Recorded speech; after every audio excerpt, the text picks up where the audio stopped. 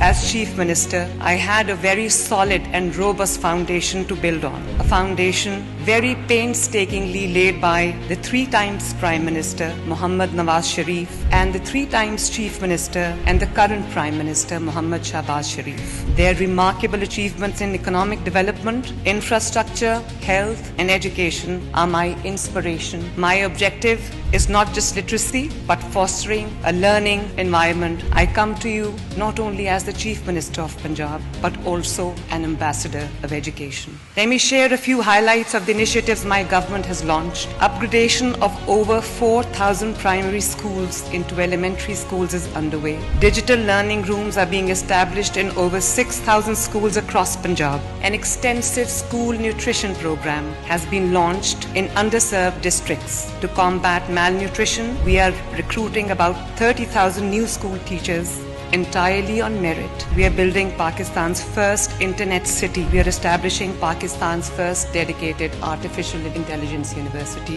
Honahaar Scholarship, a program designed to support 50,000 students. That 50% of the scholarship goes to the girls who are deserving and meritorious both. Of the students who have received the scholarships, above 2,000 have lost their fathers, 91 have lost both parents. Behind each number is not just a statistic, but a child who has endured the unimaginable and still chooses to rise. Education is the biggest social equalizer. Punjab, under my leadership, reaffirms its moral alliance with all women and children under siege. We will be a voice for the voiceless, inshallah. Let us create a global compact for girls' education. I take this opportunity to invite the top universities of Turkey to expand their presence in Punjab, to create more centers of eminence, more centers of excellence, where our youth can learn, grow, and lead. May our work be worthy of our people. Long live Pak Turkey friendship. Thank you very much, ladies and gentlemen.